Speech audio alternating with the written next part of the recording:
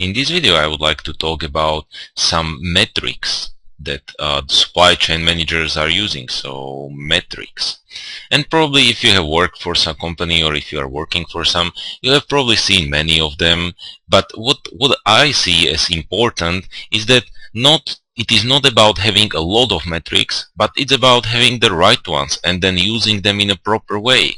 So from my point of view, it's not about having a lot of metrics, having a lot, but about having, I will write it this way, but about having the right ones,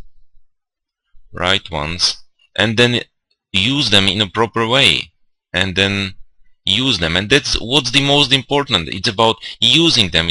We can have a lot of databases about our suppliers, but if we are not able to use them and not to make some managerial decisions from them, they are useless or they are worthless for us. So this is what is very important from my point of view, and what many companies are doing mistakes, that they actually develop some nice ones, but they are not really right and appropriate for them, and that they cannot really use them. So let's get to some actual ideas of how these should look. So the first one can for sure be that they shouldn't be process, or they should be the process, not functional. And what does this mean? Well, basically that they should be cross-functional. I will write it with different color. So they should be cross-functional. And now imagine a very basic company that, as I have drawn in a previous video, this is our company, and here is a marketing department, here is some manufacturing or some production. It is not important what functions these are. Here is some selling, so sales. And now that we shouldn't measure, this is the wrong way. If we measure just sales, or we apply our metrics just to sales department, no, we shouldn't do that. We should do as a cross-functional, or as a process. So the process of creating the product goes this way. So we should try to measure it across this, so cross-functional way. And this is also what companies are doing mistakes quite often. It is actually very hard to develop a right metric that will be able to track. So we are trying to track the process. We are trying to track the process of how the product or how the activity goes on. So it is very hard to develop the appropriate one. And that's why the companies sometimes go the easier way and they develop just some functional measure, and it is not really useful for them.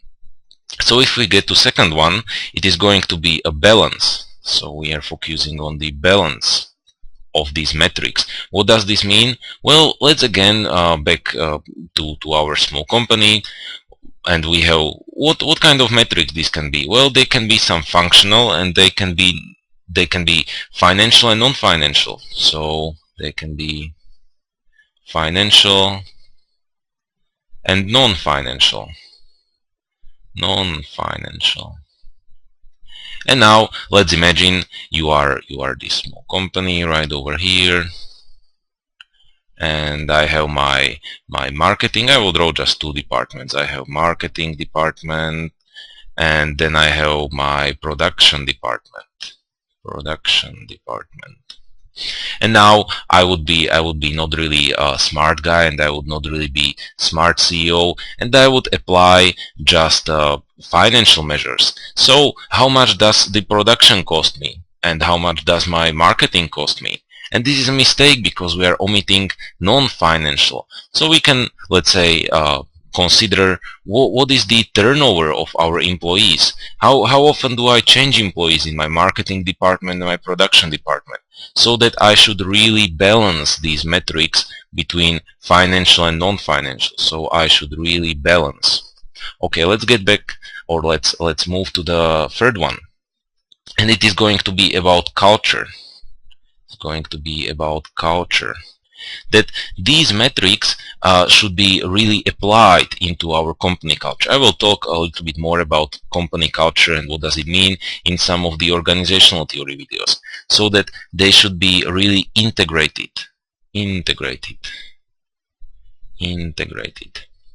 What does this mean? Well, the culture of the company is important for every firm. So how does what norms or what values are in my company, and that these metrics should be really integrated and applied with these my norms applied.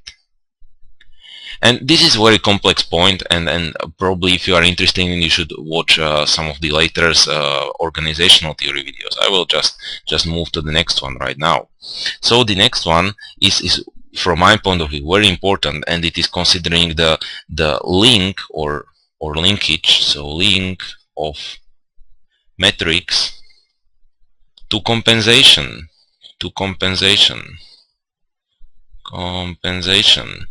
Well, what does this say? Okay, I have some manager. I have a manager write about the marketing department, and I have one over the production department, and that I measure something, and then I should appropriately compensate them due to these metrics or what I have measured. So when this department is doing well and they are generating a lot of profit, I should somehow compensate the person that is responsible or that I am thankful to about my profits, so that I should compensate the right persons, or on the other hand, and this is not very good practice, that I should negatively compensate them. So hopefully I think this point is quite easy, and you can see the load in practice when usually top managers have got some fixed salary, and then when they are operating under high profits, they receive a direct share from these profits. And I would move to last one, and it is going to be the use of technology. So the use of technology. So that this decade or these years, nowadays world is really offering me a lot of technological tools. So we can talk about the tools.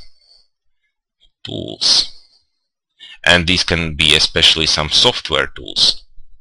Here. Software.